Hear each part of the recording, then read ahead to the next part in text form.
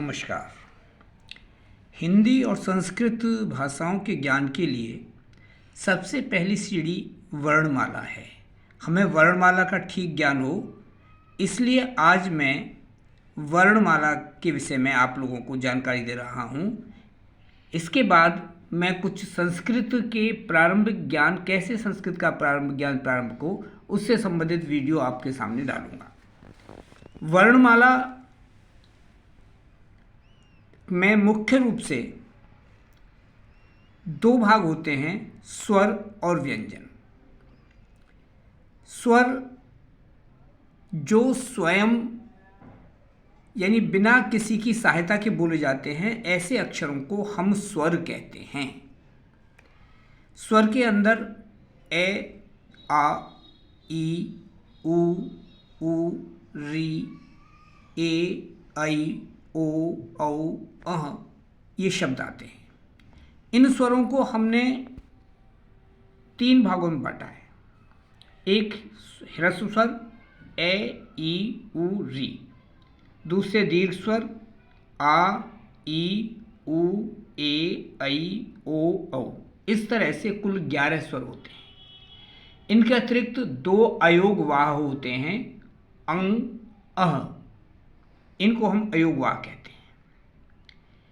स्वरों के सहायता से बोले जाने वाले व्यंजन कहलाते हैं। इनमें व्यंजन जो होते हैं उनका अंतिम भाग स्वर होता है और स्वर के बिना व्यंजन का कोई महत्व नहीं होता, अर्थात वो नहीं बोले जा सकते। व्यंजन में मुख्य प्रारंभ में 5 वर्ग हैं, कवर्ग, चवर्ग, टवर्ग, तवर्ग और पवर्ग। प्रत्येक वर्ग में 5 अक्षर होते हैं। अंतिम अक्षर अनुनासिक होता है, अर्थात नाक से बोला जाता है। क वर्ग में क, ख, ग, घ, अंग ये 5 अक्षर हैं। च वर्ग में च, छ, ज, झ, ञ और ट वर्ग में ट, ठ, ड, ढ, ण। त वर्ग त, थ, द, ध, न और प वर्ग प, फ, ब, भ, म। ये 5 वर्ग होते हैं। 5 वर्ग के बाद फिर अंतस्थ वर्ण आते हैं। 4 अंतस्थ वर्ण हैं, य, र, ल और व। 4 ही ऊष्म वर्ण होते हैं, क्योंकि इनके उच्चारण से ऊष्मा उत्पन्न होती है, इसको ऊष्म वर्ण कहते हैं। श ऊष्म वर्ण श, स, स, ह ये भी 4 होते हैं। इनके बाद संयुक्त वर्ण, यानी 2 वर्णों से मिलकर जो वर्ण बनते हैं उनको संयुक्त वर्ण कहते हैं। इनमें क्ष, त्र, ज्ञ और श्र ये 4 वर्ण संयुक्त वर्ण कहलाते हैं। इन वर्णों की अलग अलग व्याख्याएं जानना चाहें तो क्ष शब्द के अंदर क और श मिलकर के क्ष शब्द बनता है, त और र मिलकर के त्र शब्द बनता है और जय तथा ञ मिलकर के ज्ञ शब्द बनता है, जिसको हम सामान्य रूप से ज्ञ बोल देते हैं। और श्र में श और र मिलकर के श्र शब्द बनता है। इस तरह से ये 4 संयुक्त वर्ण हैं।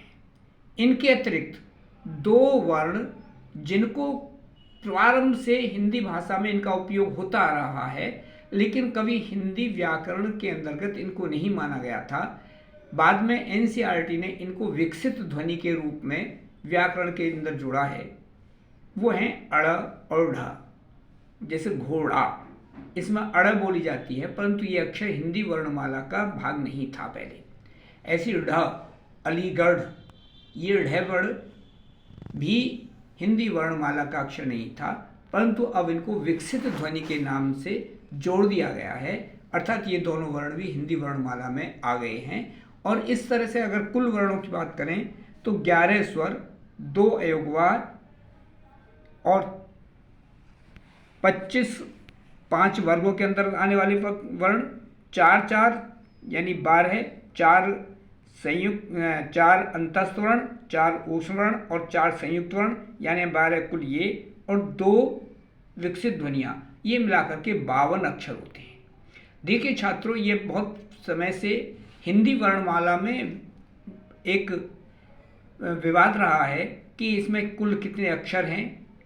तो आपको पहले से ही जानकारी दूं कि प्रारंभ में भी 52 अक्षर का ही ब्यौरा आता है, परंतु इनमें समय समय पर परिवर्तन होते रहे हैं। प्रारंभ में 16 स्वर हम लोग पढ़ते थे, जिसमें रि, ली और लिरी 3 स्वर थे, जिनको बाद में हिंदी व्याकरण से अलग कर दिया गया, क्योंकि ये हिंदी व्याकरण में इनका उपयोग नहीं होता था। उसके बाद में 13 स्वर, जिसमें अयोगवाह भी सम्मिलित थे, पढ़े जाते थे। बाद में अयोगवाह को अलग गिना गया और 11 स्वर और 2 अयोगवाह अलग अलग हुए। व्यंजन के अंदर पहले 36 व्यंजन हम पढ़ते आए हैं, क्योंकि जो संयुक्त वर्ण है केवल 3 गिने जाते थे, क्षय, त्रय और ज्ञ। श्रेय को पहले संयुक्त व्यंजन में नहीं जोड़ा जाता था, लेकिन बाद में एनसीईआरटी के आधार पर श्रेय को भी संयुक्त व्यंजन में जोड़ा गया और उनकी संख्या 4 कर दी गई। और बाद में 2 जो विकसित ध्वनियाँ हैं, इन्हें भी हिंदी व्याकरण के अंतर्गत हिंदी वर्णमाला में जोड़ दिया गया। तो पहले 52 थे, बाद में 49 हुए, और फिर उसके बाद में जब श्रेय जुड़ा तो 50 हुए, और अब विकसित ध्वनि जुड़ने के बाद में ये फिर से 52 अक्षर हो गए हैं। तो हिंदी वर्णमाला में 52 अक्षर हैं। इनकी जानकारी के साथ साथ मैं आपको बताना चाहता हूँ कि हिंदी वर्णमाला और संस्कृत वर्णमाला में कहीं भी कोई अंतर नहीं है। यही अक्षर संस्कृत वर्णमाला में प्रारंभ किए जाते हैं। भारत में बोले वाली जारी जितनी भी भाषाएं हैं, वो 2 ही भागों में बटी हुई हैं। एक तो जो फारसी से ली गई भाषा उर्दू, और दूसरे जो हिंदी और जितनी भी क्षेत्रीय भाषाएं हैं वो सब संस्कृत उनकी मूल भाषा है। इसलिए संस्कृत का ज्ञान होना हमारे लिए आवश्यक है। मेरे सामने ऐसी कुछ मांग आई है कि जो संस्कृत नहीं जानते, छोटे बच्चे अथवा कुछ बड़े भी, वो संस्कृत को प्रारंभ से कैसे समझें।